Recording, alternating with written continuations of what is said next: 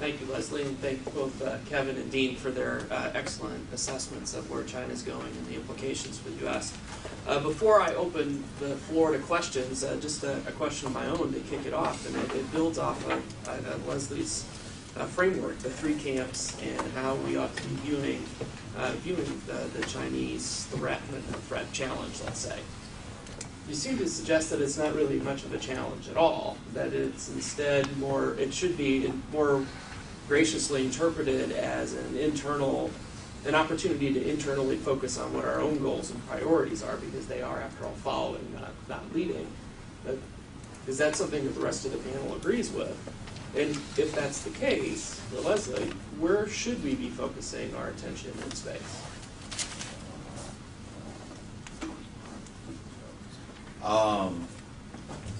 Space in the U.S.-China context is the Y variable, not the X variable, which is to say it is a function of the larger issue of where U.S.-China relations are. And that was true also for us and the Soviets.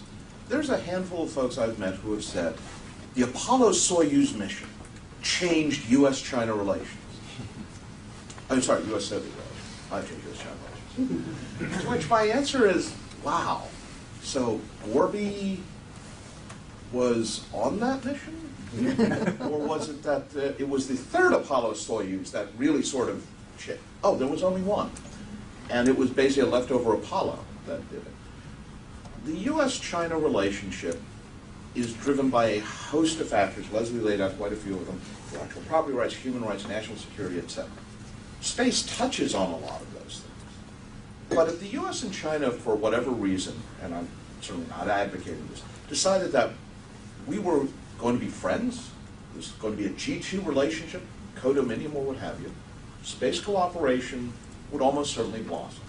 And conversely, if we found ourselves staring at each other over a 1950s-style Taiwan crisis, you could have the Chinese be part of ISS, you could have American astronauts aboard the Tiangong, and it wouldn't really matter that much, because in the end, we're antagonistic.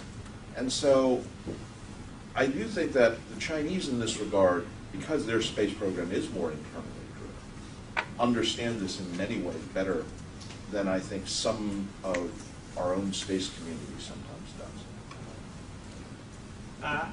I think that the China space program does present a challenge to the United States. If you look at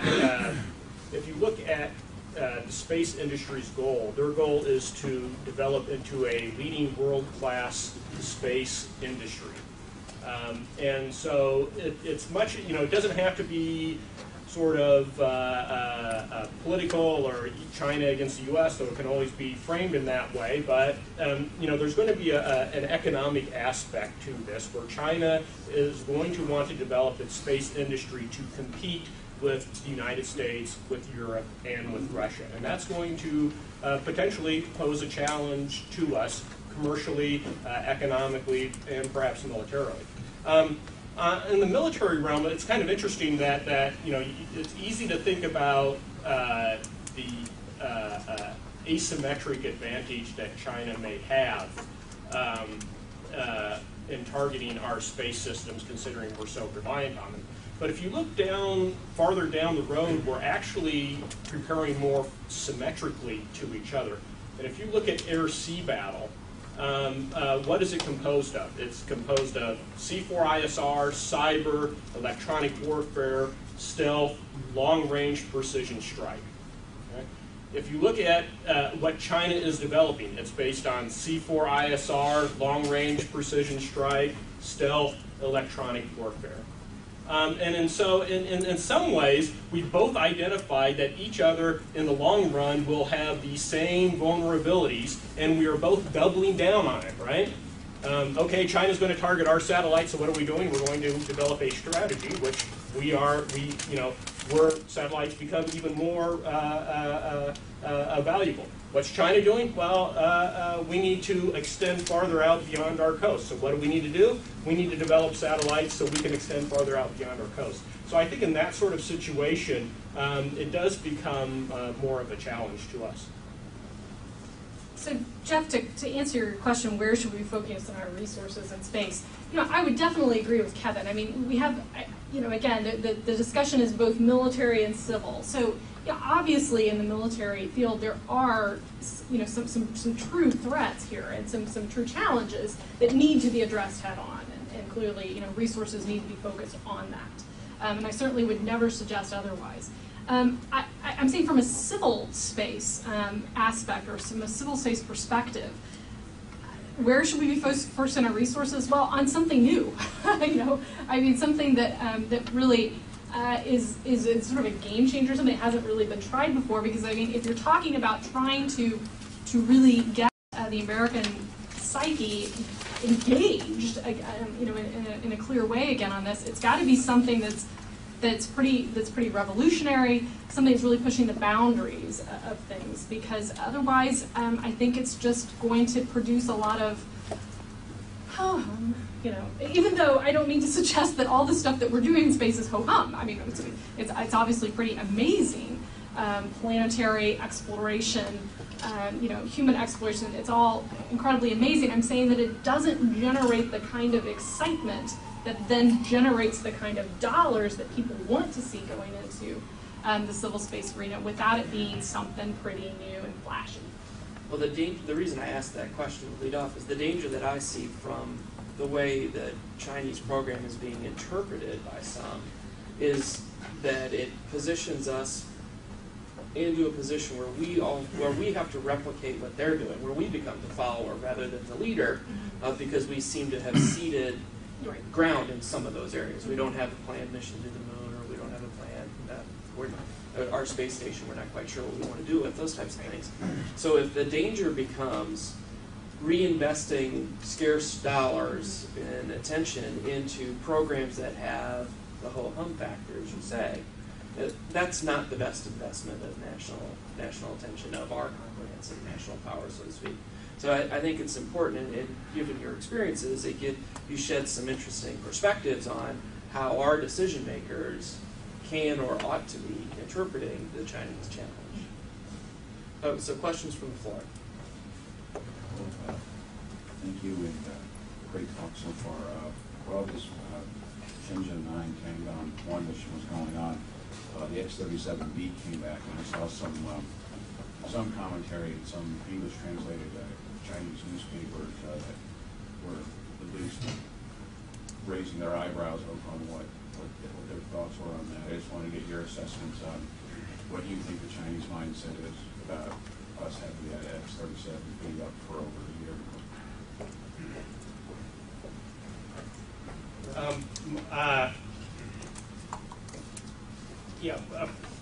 First of all, and speaking about in comparison, between the U.S. and China, we have the X-37B. We were in the HTV-2 test, so we're not standing still. We're investing in even more advanced technologies. But generally, things like the X-37B feed into Chinese perceptions that the U.S. is vying for dominance in space. And so some of the things that they've used to justify their own counter space program is they look back at our 1985 Kinetic Kill test, the 1997 Miracle test, the Burnt Frost test. They point to the Schriever War Games that Dean has mentioned. And so they can connect the dots here whatever the way they want, and then they say the U.S. has, if not an extant counter space capability, they have something in the warehouse that they can dust off, load up onto a plane, and start shooting our satellites. And in that context, we are at a disadvantage. So then we need to develop our own counter space capabilities to have that deterrent effect like Dean was talking about. I'd say that the X-37B is one thing. The other thing that also occurred during this mission was that Voyager left the solar system. And I point to that to address both your question and also Jeff's, which is one of the things that we do, I think, very badly is the use of space in a non-space context. What do I mean by that? The Chinese see space as touching on things like diplomacy, as advertising. Here we have a spacecraft that is 40 years old, roughly, still operating, way out there, large, farthest distance any man-made object has ever gone. But if the Shenzhou and Tiangong barely made the A section, you really had to go look in the science section to find a reference to, oh, by the way, we just left the solar system. Maybe not people, but a human instrument. This is something that is a triumph of American technology. The Chinese are well aware that a 40-year-old American system is still working. And what happened? Now, what does that have to do with the X-37B? The X-37B, of course, is much more recent technology. From the Chinese perspective, what does that tell them about what they don't know about? What systems might be in our barns? Now, that goes to two key concerns. One, Chinese military writings are worried about space-to-ground application because they really do analogize to the evolution of air power, right? Eventually, you had ground attack, strategic bombing, and the rest. So there is still this belief or concern that you could see that kind of evolution. X-37B is often associated with that. That, to my mind, is more sort of perhaps space enthusiasts over there extrapolating perhaps beyond reasonable bounds. But the other thing which is of much greater concern is that space dominance is transitory, which is to say you don't establish space dominance and the other side says, oh, well, okay, that's it. It has something that has to constantly be striven for, which means the ability to place new systems to replace killed systems is key. And the X-37 is seen, and I think here, more reasonably, as a potential delivery vehicle, whether you launch it from Earth in the middle of a conflict, or you pre-deployed it in crisis with backup satellites already in orbit, so that the other side, the Chinese, would have to worry about whether or not that was something that would come zipping in.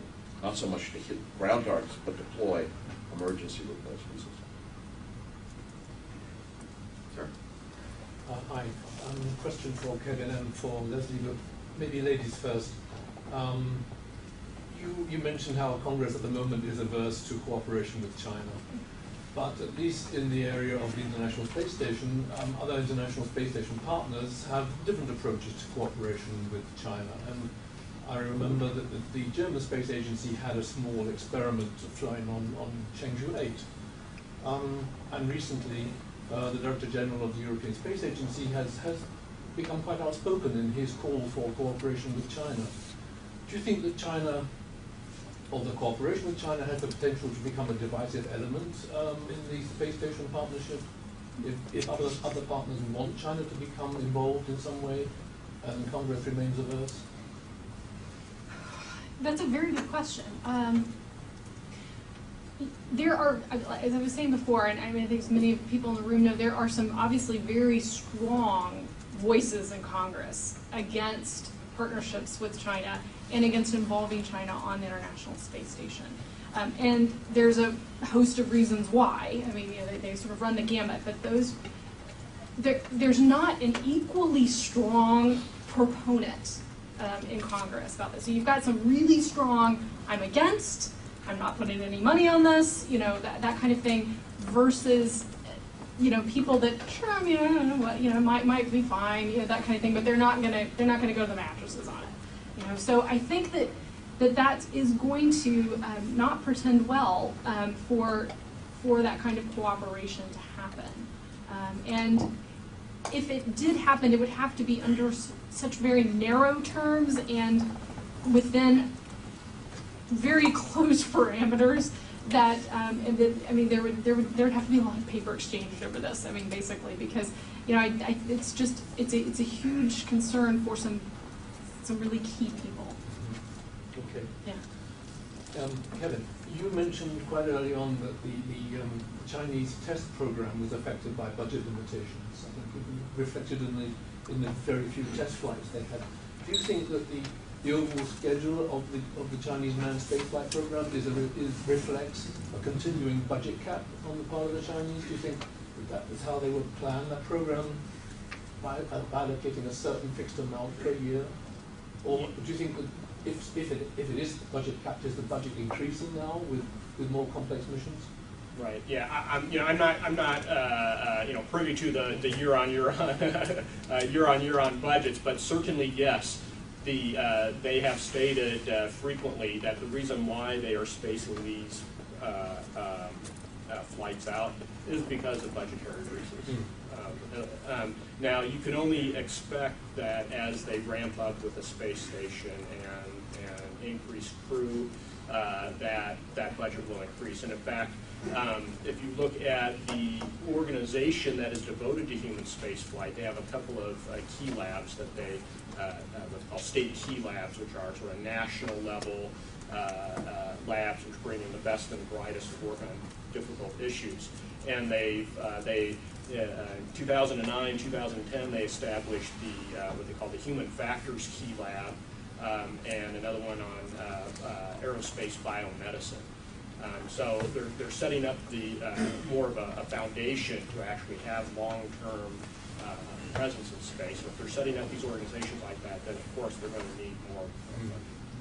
I want to follow up on that. Do we have a sense of what the prioritization of space activities are for the Chinese government vis-a-vis other things that they've got to fund? So if this global economic crisis begins to bite China, or some of the long-run factors that Kevin identified begin to bite at their available resources, where does space rank in the list of priorities? Yeah, well, this is that's a good question, and it's sort of similar to U.S. If you go out and do a survey and people really like space, yes, we want to support space, but then you rank it. So okay, is it above Social Security? Is it above defense, agricultural subsidies, what? And then it just starts, going on down the line. And we don't, at least I don't have a sense of where it ranks. And right now, China is throwing so much money at such a broad technology area. They have in 2006 they started the medium long-term plan for science and technology development, which had 16 major areas. And then in 2011, with the 5-year plan, they identified 7 strategic emerging industries, and those 7 strategic emerging industries had 37 subcategories. And they're just throwing a lot of money at a lot of different things right now. I would suspect that if push came to shove, being that the PLA is running the space program, that if things had to be cut, they may look towards the space flight program, because after all, things like the Yaogan satellite, the C4ISR capability, is going to allow the PLA to accomplish their mission to defending China's interests. That certainly would be consistent with how you describe their views on information warfare and whatnot. They would prioritize those kinds of capabilities, the warfighting-esque capabilities over civil space exploration. Other questions? Can I try one more, or does somebody else want to ask? Let some other folks get a chance. Go to Pat and then over here. So some observers would argue or perceive that Chinese people have a cultural perspective that says, historically, and some good arguments to support this, China was a great nation on the world stage, at least from a regional perspective. And that to some extent, what China is trying to do, having been subservient for about a century to European or European-American oversight, that China wants to assure that it again and forevermore into the future is perceived among the community of nations as a great nation, and a nation that is not going to be conquered, but not necessarily one that wants to go out and conquer other nations. Do you have any perceptions on how its role in space and its objectives for space might be colored by that kind of viewpoint, that it simply wants to be perceived as one of the world's great nation states?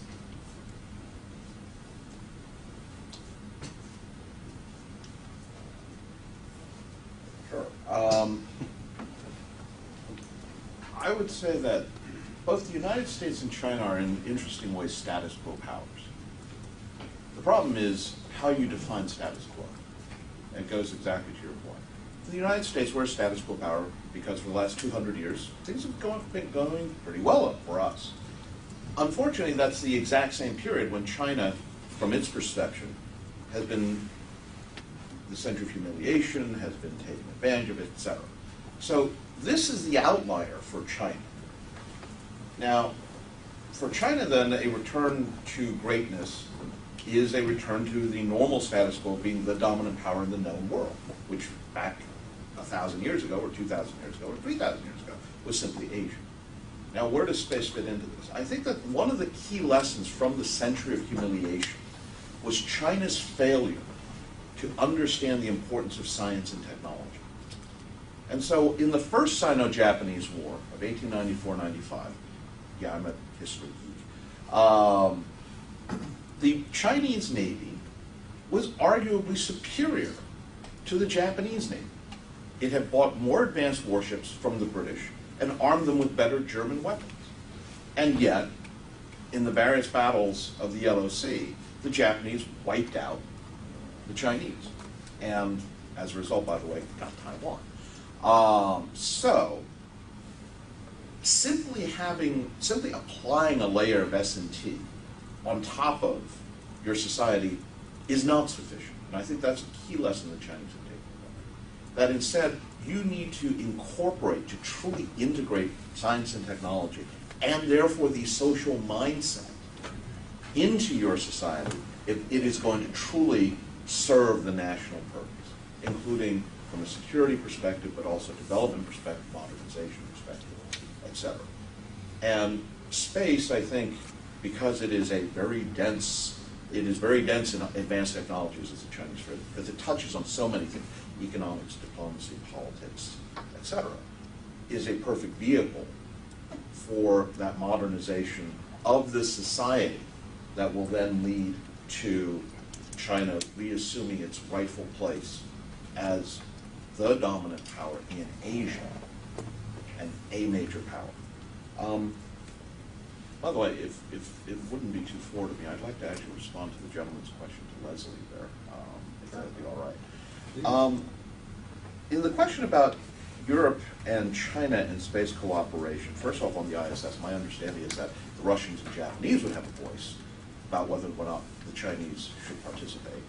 And one has to wonder whether or not Moscow in particular, but also Tokyo, the other competitor for Asian dominance, would welcome Chinese participation as opposed to a visit. Visit is quite possible, but I mean participation in the ISS. But it also raises the question whether or not the Chinese would want to participate, which we assume, because after all, we're the lead, they will follow. They have requested it several times. They have. But going to your question about ESA cooperation in particular, I would suggest that China's unfortunate experience with Europe with regards to the Galileo program is one that, while they may well be willing to approach the United States and have the U.S. push it, I have very serious doubts about whether or not China would be willing to stake much of its political capital on anything having to do with European acquiescence and cooperation. And I think that the experience with Galileo, I'm not sure we understand how deeply that affected the Chinese. But the issue of frequency stepping and hopping between Compass Beidou and Galileo says to me at least that there is more than a little bit of irritation. Quite. And do Americans understand how the ExoMars decision affected Europe? To this gentleman's question, I think you're right that the Chinese are looking to reclaim some of that old heritage and power that they had back over 100 years ago. They carefully nursed this 100 years of humiliation to instill a sense of nationalism in their people. But Deng Xiaoping said that China must bide its time and hide its capabilities, meaning that China was too weak at that time to actually take a leading position in the world.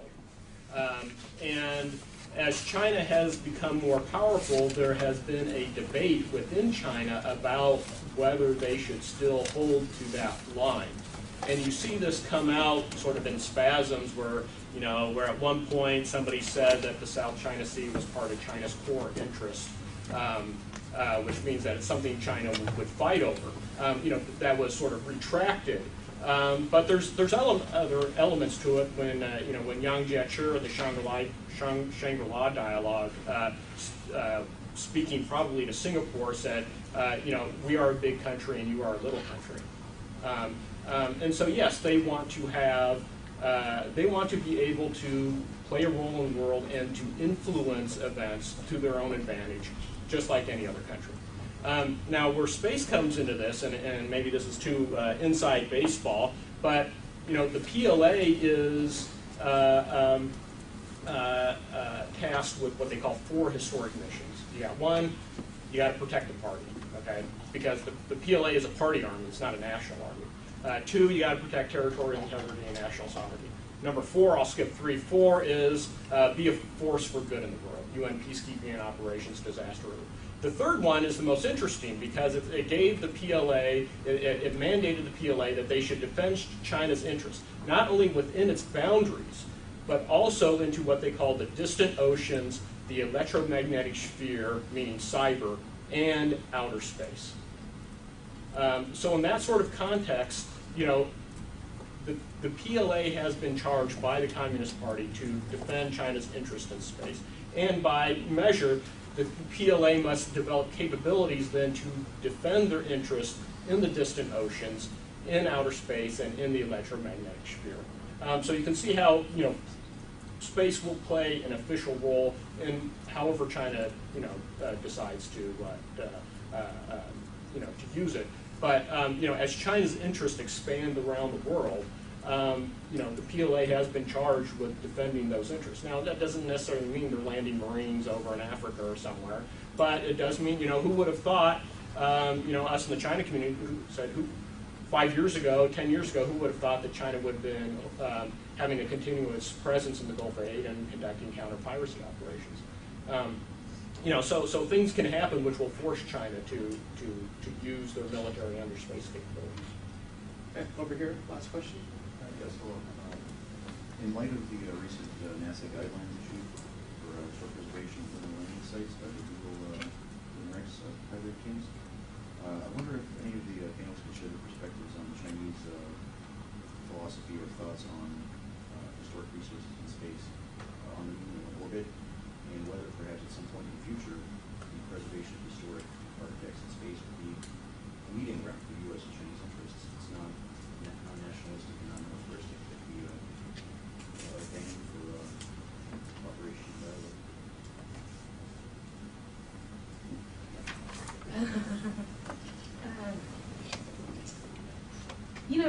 Oh gosh, I have 3 thoughts rumbling around my head. It's interesting. When you think about the historic resources in space, I think the American people, and this has come up a couple of times in the last couple of weeks regarding China's human spaceflight ventures and such. And there's this image that sort of hangs in the public's mind of China going to the moon, right? And the idea is replacing the American flag, right, with the Chinese flag. It's again, it's not this kumbaya cooperation, but rather a sign of we're here now, right? And you are second rate, basically. I mean, you've taken a step back, right? So this is this public image that's out there, which doesn't at all speak to what you're suggesting, that this would portend greater cooperation. However, obviously, these types of resources are much broader than this, and this is just one of the ones that captures the imagination. And I do think there's going to be some very interesting dialogue over the next few years about sort of the legalistic aspects of space, and in dealing with sort of a new entrant in this debate, because there are already fascinating legal arguments over who controls what and how, how do these treaties get handled, how do memos of understanding get handled. And when you're dealing with any kind of new entrant, but particularly China, because it's a different beast than Europe, that I think that there's going to have to be a re-looking at, a re-examination of some of these policies and some of the legal aspects moving forward. I'm not certain it's going to necessarily lead to more cooperation because of some of the issues that we've discussed, but it will certainly lead to, I guess this sounds kind of lame, but it'll certainly lead to more discussion and certainly lead to more of an introspection there. Well, Leslie, Dean, Kevin, thank you so much for participating on this panel on such short notice, but I think that the dialogue was well worth it. Thank you all for being here today, and try to stay cool up there. I'm sure it's like 100 degrees already.